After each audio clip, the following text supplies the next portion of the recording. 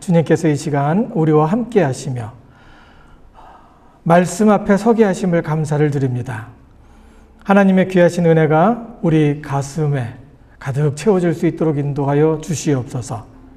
성령께서 함께 하시며 우리 마음을 새롭게 하시고 우리 마음에 찾아오셔서 우리 마음을 새롭게 하시며 하나님의 가치관을 가지고 살아갈 수 있도록 하나님 우리 마음을 지켜 주시옵소서. 듣겠나이다 말씀하시옵소서. 함께 하심을 감사드리며 예수님 이름으로 기도드립니다. 아멘. 오늘 읽은 말씀 많이 들었던 말씀이죠. 매년 우리가 부활절이 되면은 이 말씀뿐만 아니라 여기에 있는 말씀을 계속 들었을 겁니다. 그래서 이 말씀이 상당히 우리한테 너무 이렇게 익숙해져 있어서 이 말씀에서 어떤 말씀이 나올까라는 생각을 처음부터 접어두고 귀 막고 계시는 분들도 간혹 있어요.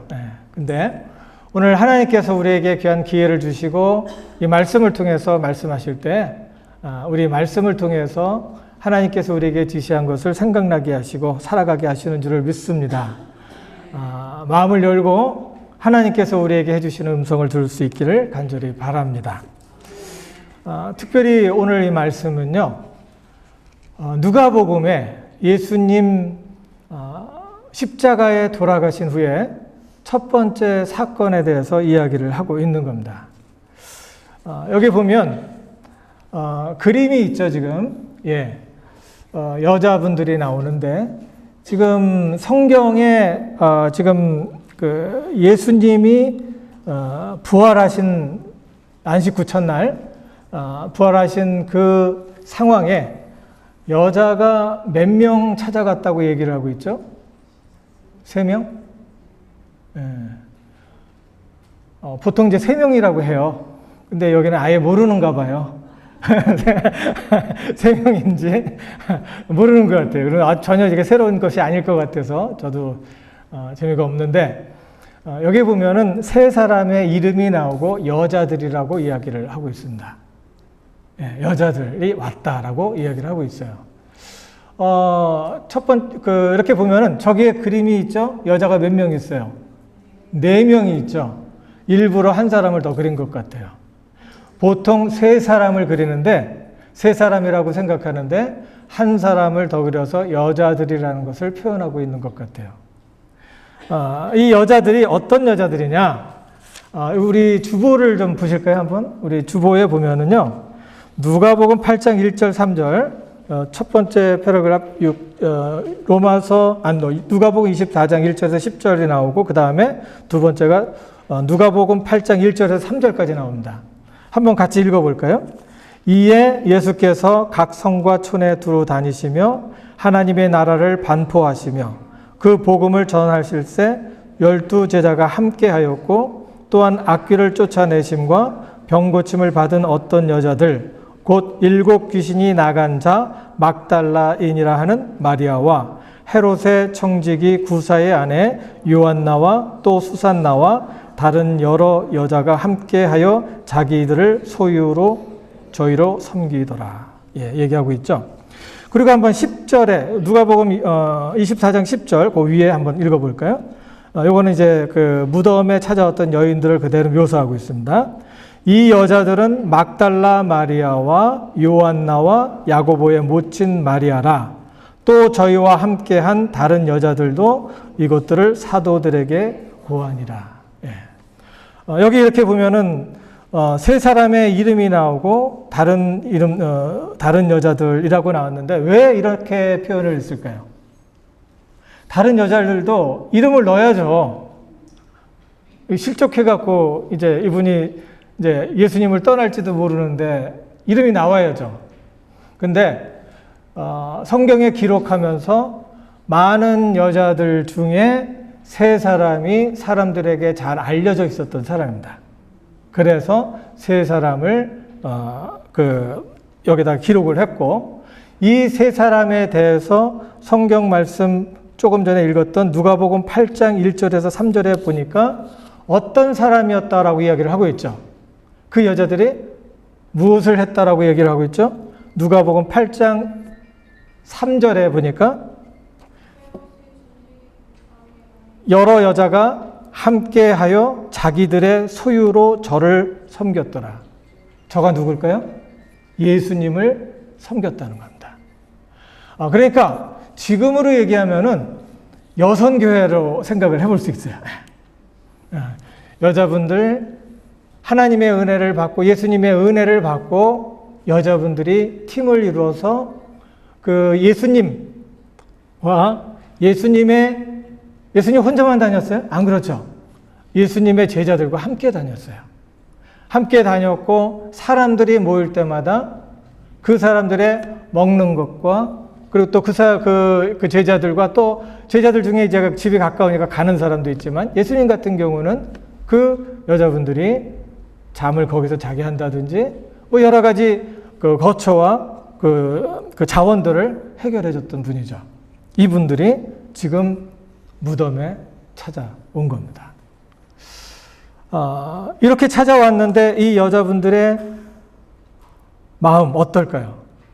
여기에 8장 3절, 2절, 3절에 보니까 이 중에 막달라 마리아하고 그 요한나가 누굽니까? 요한나가 나오죠. 이 사람들은 특별히 무엇을 경험했던 사람이죠? 예수님과 가까웠던 사람이고 예수님과 결정적인 순간에 지금 일곱 귀신이 예수님의 말씀 한마디로 일곱 귀신이 나간 것을 경험한 사람입니다. 여기에 그 일곱 귀신이 나간 그 귀신을 쫓아냈고 악귀를 쫓아낼 때 병고침을 받았을 때 있던 사람들이 누굴까요? 막달라 마리아라고요. 그 다음에 요한나도 그 중에 한 사람이었다라고 이야기를 합니다. 여기서 막달라 마리아는 그 중세시대 때 교회 초대 때부터 막달라 마리아 그 발 씻어준 그 마리아 그래갖고 이 마리아가 한 사람이다 그래갖고 그러면 이 사람이 창녀였으니까 막달라 마리아도 창녀였을 것이다 라고 이야기하는 사람들이 있는데 그게 아니라는 거예요. 막달라에 살고 있는 그 지역에 살고 있는 사람 마리아가 바로 이 막달라 마리아였어요. 자, 그러면은 여기 있는 사람들을 볼 때 예수님과 어떤 관계였을까요? 그냥 친밀한 관계였을까요? 예수님과 그냥 잘 알고 있는 관계일까요? 예수님 앞에 모든 것을 다 드려도 손해보는 것 같은 느낌이 없는 절친한 관계였어요. 거기다가 자기 인생을 구출해 준 거예요. 귀신이 나갔어요. 귀신이 사람 속에 들어올 때는요, 사람이 연약한 부분을 통해서 들어와요. 아무나 못 들어와요. 하나님께서 그렇게 만드신 것 같아요. 성령님도, 예수님도 우리 마음속에 들어올 때 노크를 해요. 내가 너의 주인이 되기를 원한다는 거예요. 그때 우리가 예수님을 초청하죠.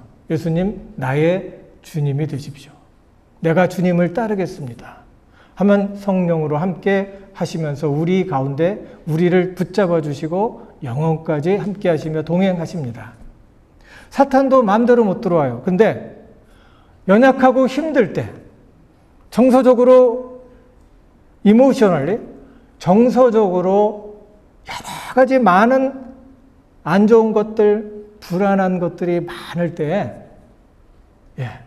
그 사람의 정신이 혼미한 탐을 타고 사탄이 악한 영이 들어온다는 거예요. 보통 건강한 사람, 잠 잘 자고, 잘 나가는, 잠 잘 자고 행복한 사람들은 악한 영이 이렇게 함부로 오지 못해요. 그렇지만은 영향력은 끼쳐요. 그렇다고 나는 악한 영이 못 들어온다고 생각하면 안 돼. 영향력을 끼쳐요. 옆에서 살살 꼬드긴다고 하죠. 꼬시는 거예요. 그래서 영향력을 있는 사람, 그 영향력은 귀신이 들어가지는 못하지만은 옆에서 영향력을 끼쳐 있어요. 우리가 부정적인 생각을 하고 힘들고 어려울 때 영향력을 끼쳐서 우리가 계속해서 부정적인 생각 속에 빠져들도록. 그래서 아주 지친 사람, 그리고 하나에 집중하고 집념을 갖고 거기에 강박까지 갔다가 정신분열 확 이렇게 될 때 사탄이 악한 영이 그 속으로 이렇게 들어가는 겁니다. 예. 여기에서 7 귀신이 나갔다라는 말은 지금으로 얘기하면은 귀신만 있는 게 아니에요. 그 사람의 몸도 지쳐 있고 생각도 많고 그리고 또 불안한 것도 많고 두려운 것도 많은 거예요. 두려워 말라. 하나님께서 항상 우리에게 얘기하잖아요. 두려움이 많아지고 마음이 불안해지면 악한 영은 그 우리의 불안한 그런 마음을 극대화시켜 갖고 우리로 파멸에 이르도록 인도하는 겁니다. 그래서 자기 몸을 잘 지켜야 돼요. 일단 건강한 몸 잘 지켜야 돼요. 잠 잘 주무시고 그리고 말씀을 보고 영적인 거 그리고 관계 속에서 껄끄러움이 없으면 내가 건강해지는 거예요. 그러나 그렇지 못한 경우 여기 막달라 마리아라는 사람이 7 귀신이 들어갔던 것을 보면 이 사람도 생각이 많았어요. 여러 가지 할 것들이 많았고 또 주변에 와서 힘들게 하는 사람도 있고 자기도 힘들어서 그 사람들을 욕하면서 그 사람들하고 안 좋은 관계를 맺어가면서 살아보려고 발버둥 쳤던 사람이에요. 이 사람. 그리고 여기 요한나와 수잔나는 자세한 것은 없지만 요한나는 여기 뭐라고 적혀 있습니까? 헤롯의 청지기 구사의 아내라고 그랬어요. 헤롯의 청지기라고 하면 지금으로 얘기하면 재무장관 같은 거예요. 네. 지금으로 얘기하면 트레저예요. 내셔널 트레저. 이런 사람이 아내가 예수님의 말씀을 듣고 예수님과 함께하고 예수님에게 가까이 갔더니 그 모든 복잡한 마음들이 해결이 된 거예요. 그래서 이 여인들에게는 분명한 이유가 있었어요. 내 자신을 다 드려서라도 하나님, 우리 그 메시아 대신 예수님께 다 드리고 모든 것을 해야 되겠다라는 생각을 하고 있었던 사람이 분명합니다.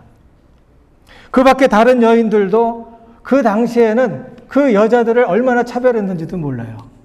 지금 여기서 이렇게 끝에 이렇게 그 이야기를 보면요. 지금 예수님이 사셨다라는 것을 베드로한테 달려가서 이야기를 하는데 베드로가 이거 이상한 소리 하네. 여자가 이상한 소리 하는 것 같다. 그러고서 안 들었어요. 받아주지도 않았어요. 그런데 한번 가보자. 그리고 뛰어간 거예요. 이런 걸 보면은 여자 차별이 얼마나 심했는지도 알 수 있어요. 여자들은 오병이어를 얘기할 때 5,000명이라고 하는데 거기에 끼어 들어가지도 못할 정도로 그랬어요. 지금도 알아주고 있는데도 여자분들 속상한 거 많죠? 차별당하는 것 같은 느낌이 있을 때가 있을 거 아니에요. 근데 그때는 더 했어요. 그런데 예수님에게 가서 예수님의 말씀을 들으면 천국 복음을 들으면 가슴이 확 뚫리는 거예요. 그리고 소망이 생기고 그분이 함께 할 때마다 병이 낫게 되고 그분이 함께 할 때마다 막 귀신이 나가는 거예요. 이런 걸 봤어요. 이때 이 사람들은 나는 예수님과 영원히 살 거다. 끝까지 갈 거다. 베드로 같은 경우는요. 내가 십자가에 못 박힌다. 내가 죽는다. 라고 얘기했을 때 그럴 수 없습니다. 그리고서 막 그냥 병사가 찾아오니까 칼을 빼갖고 쳤잖아요. 근데 다행히 귀만 떨어졌죠. 예수님 붙여놨죠. 그 정도로 베드로가 그렇게 한 걸 보면은 이 사람들이 얼마나 단단하게 뭉쳐져 있는 사람인지 몰라요. 그런데 여기에서 이야기하는 것이 뭡니까? 여자들이 예수님께로 가까이 갔더니 예수님 돌아가신 것. 왜? 그 예수님을 시신이 이제 다 처리가 안 된 상태로 하루하루 그냥 급박하게 그냥 그 사형이 언도가 된 거예요. 그래서 다시 한번 가서 이제 뒤처리도 좀 해야 되겠다라는 생각을 한 거예요. 그래서 그 무덤으로 갔습니다. 그때 무덤이 어떻게 되어 있죠? 향품을 가지고 무덤에 가서 돌이 무덤에서 굴러 옮기운 것을 보고 깜짝 놀랍니다. 들어가니 주 예수의 시체가 되지 아니하더라. 이를 인하여 뭐 했다고 했어요? 근심했다라고 이야기를 하고 있습니다. 그 사람들의 마음, 감정이 어땠을까요? 트라우마예요. 자기가 자기의 인생을 들여서라도 영원히 같이 하고 싶은 사람인데 이분이 돌아가셨고 지금 그분을 찾으러 갔는데 그 무덤이 빈 거예요. 그럼 무슨 생각이 날까요? 아, 예수님께 부활하셨으니까 문제 없다라고 생각했을까요? 생각도 못했어요. 누가 예수님의 시신을 가져가 버렸구나. 깜짝 놀란 거죠. 아주 복합적인 트라우마가 그 마음속에 일어날 수밖에 없는 상황이었어요. 애착 대상을 상실한 거예요. 여러분, 우리가 살면서 나랑 친했던 친구, 내가 사랑했던 분, 그리고 내가 어려울 때마다 나를 위로해 줬던 분, 나의 필요를 공급해 줬던 분, 그런 분이 있을 거예요. 그런 분이 옆에서 누군가 갑자기 심장마비로, 그리고 어느 날 보니까 암에 걸려서 며칠 고생하더니 돌아가셨어요. 그때 심정이 어떻겠습니까? 저는 그 장모님 이렇게 돌아가실 때 너무너무 힘들더라고요. 그럴 때 눈물이 나오고 울어야 되는 상황인데 그동안 눈물이 메말라 있었던 거예요. 그래도 마음은 슬픈 거예요. 그래서 그것을 표현하고서 났더니 그 다음에 얼마나 허리가 아프고 몸이 아프고 그런지 몰라요. 한 사람이 내가 사랑한 사람이 세상을 떠나면 너무너무 힘들고 아픈 거예요. 바로 이 여인들의 마음이 바로 그런 마음이었다는 거예요. 내가 믿던, 그리고 또 그 마음에 또 불안한 마음이 있었는데 그건 뭐냐면은 내가 믿던 그 예수님, 그분이 메시아였고 그분이 진리였다고 믿었는데 이거 어떻게 된 건가? 내가 믿던 진리가 거짓말인가? 내가 믿던 진리, 내가 따랐던 그 예수님, 이제 돌아가셔서 무덤 속에서 잊지도 못하고 누가 훼손할 정도로 예수님 하나님의 아들이라고 얘기하더니 이게 어떻게 된 건가? 라는 생각을 할 수밖에 없던 그런 상황이었어요. 여기서 근심하다라고 얘기할 때는 아폴레이사이라는 말을 쓰는데 근심하다, 힘들다, 이 정도가 아니에요. 어쩔 줄 모르는 거예요. 막 들었다 놨다 왔다 갔다 정신이 없는 거예요. 어쩔 줄을 모르는 그런 상황이었습니다. 완전 멘붕이었어요. 어디부터 시작해야 되지?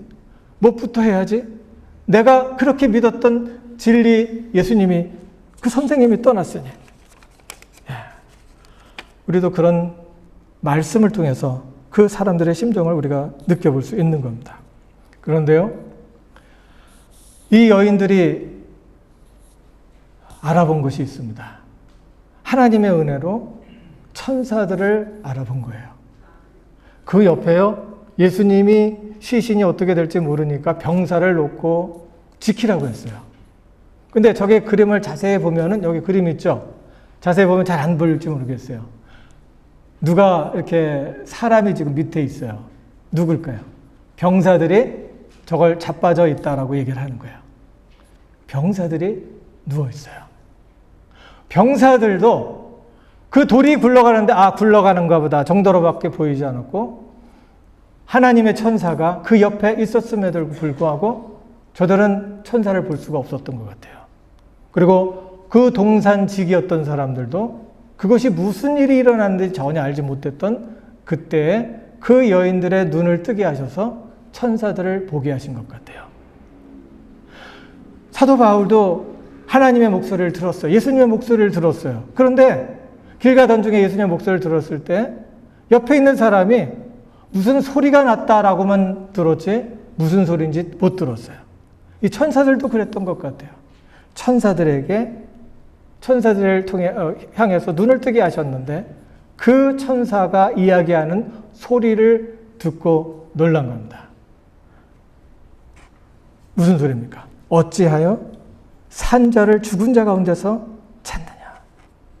너희에게 말씀하신 것을 기억하라. 죄인의 손에 넘기어 십자가에 못 박히시고 제3일에 다시 살아나야 하리라 하셨다 한데 저희가 예수의 말씀을 기억하고 예수의 말씀을 기억했다고 그랬죠. 성경을 이렇게 보면요. 이것이 바로 막달라 마리아와 그 옆에 있었던 여인들에게 부활의 소식을 들려줬던 천사들의 그런 모습이 지금도 살아계시며 우리 마음속에 살아계시는 성령께서 우리를 일깨워 주시는 것과 너무나도 비슷합니다. 예수님이 말씀하셨어요. 보혜사 성령이 오시면 자의로 말하지 아니하고 내가 너에게 가르친 것, 이 가르친 것을 생각나게 하신다는 거예요. 천사들의 말이 뭐였습니까? 결론부터 얘기하죠. 어찌하여 산자를 죽은 자 가운데서 찾느냐. 그 다음에 하는 얘기가 뭐예요? 기억하라는 거예요. 예수님이 너희들에게 얘기한 것을 기억하라는 거예요. 근데 그 말씀을 하실 때는 전혀 그게 무슨 소리인지 몰랐어요. 왜? 그런 것을 본 적이 없었기 때문에, 경험한 적이 없었기 때문에, 말은 그렇게 하지만 그것을 경험한 적이 없었기 때문에 그것이 마음에 들어오지 않았어요. 근데 천사들은 얘기하죠. 뭐라고 합니까? 죄인의 손에 넘기어 십자가에 못 박히시고 제3일에 다시 살아나야 하리라. 제3일에 다시 살아나야 하리라. 이 말씀을 들을 때 이제 생각나기 시작하는 겁니다. 성령께서요, 우리에게 말씀하시는데 내가 이 여인들과 같이 궁지에 내려가 있을 때, 내가 아주 밑으로 떨어져 있을 때 계속해서 지금도 말씀하시는 거야. 말씀을 기억나게 하시는 거예요.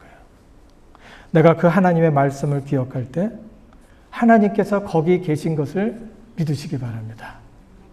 하나님, 내가 너무나도 힘들어요. 이 여자들처럼 지금 너무 멘붕이에요. 하나님께서 함께 하신다고 해서 내가 정말 주님 앞에서 내가 시간을 드렸고 물질도 드리고 마음을 드리고 모든 것을 드렸음에도 불구하고 왜 이렇게 되는 것이 없습니까? 할 때 내 마음속에서 무릎 꿇고 기도할 때 내 마음속에 일깨워 주시는 하나님의 말씀이 있다면 그 자리가 거룩한 자리입니다. 왜? 하나님이 그 자리에 계시니까. 막 뜨거워야지. 병이 나서야지. 방언이 나와야지.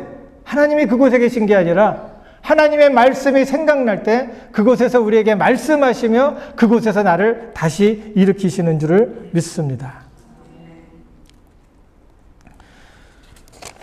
여기에서 기억은 삶의 방향을 바꾸는 전환점이 됩니다. 예수님의 죽으심과 부활하심에 대한 기억, 그리고 눈앞에서 느껴지는 그 하나님의 말씀, 이 기억은 인생의 전환점이 되는 거예요. 예수님의 부활, 예수님이 죽은 자리에 있지 아니하고 살아계시며 활동하시고 있는 그 자리는 내 인생의 전환점이 되는 겁니다. 이 여인들의 인생의 전환점. 그 전에는 예수님이 좋은 사람이었어요. 예수님 너무너무 좋은 사람이었고 예수님 옆에 있으면 기적도 일어날 것 같고 실제로 기적도 일어났고 좋은 분이었어요. 그런데 이제는 놀랐어요. 깜짝 놀란 거예요. 왜? 그분이 하나님인 것을 알게 된 겁니다.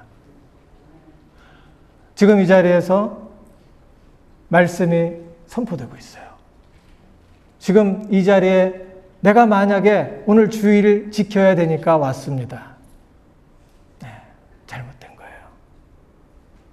내가 이 자리에 오던 습관 때문에 왔습니다. 아닌 거예요. 내가 이 자리에 살아계신 하나님, 다시 사신 하나님, 죽음을 이기신 하나님, 그 하나님이 내가 가장 두려워하는 죽음과 불안한 마음, 두려움, 내 환경 속에서 내가 해낼 수 없는 그런 일들을, 내가 두려워하고 있는 모든 것들을 해결해 주실 수 있는 그 하나님을 바로 믿는다면 내 마음의 자세가 달라질 거예요. 나의 모든 것을 들여서라도 하나님의 이름에 하나님께 함께 동행하는 것, 그리고 하나님의 이름이 나타나는 일에 내가 정해진 내 일생을 산다고 하더라도 그분을 위한다면 아무것도 아니다라는 것을 느끼게 될 거예요. 내가 드리는 이 시간, 내가 하나님 앞에 찾고 하나님 앞에 나와서 예배하는 이 시간이 내가 하나님 앞에 동정하는 시간이 아니라, 우리 목사님 동정하는 시간이 아니라 하나님을 만나는 영광스러운 자리임을 내가 느끼게 될 겁니다. 그게 뭐예요? 예수님 다시 사셨다는 거예요. 예수님 다시 사셨고 그 예수님은 모든 만물 생명의 주인이시라는 것을 우리에게 말씀해 주시는 거예요. 믿으세요? 그런데 왜 두려워하세요? 왜 이렇게 불안해하세요? 왜 이렇게 힘들어해요? 내가 화나고 내가 슬프고 내가 어찌할지를 모를 때 나에게는 어떤 두려움이 있는 거예요. 옆에 있는 사람 때문에 화가 날 때, 이 인간이 계속해서 이렇게 하면 어떻게 할까라는 두려움이 있는 거예요.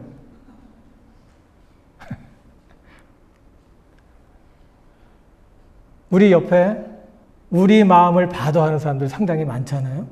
그런데 하나님 앞에 맡기고 기도해 보자는 거예요. 왜? 전지전능하신 하나님은 모든 생명을 주관하시고 모든 삶의 모든 것을 지키시고 생사와 복을 주관하시는 하나님, 그 하나님이심을 믿기 때문입니다. 그러니 세상이 줄 수 없는 평안을 우리가 느낄 수 있는 겁니다. 그게 세상이 줄 수 없는 평안이에요. 하나님이 살아계시고 그 하나님은 죽음을 이기신, 죽음을 컨트롤하시는 그 하나님이심을 믿기 때문이에요. 죽을 것 같죠?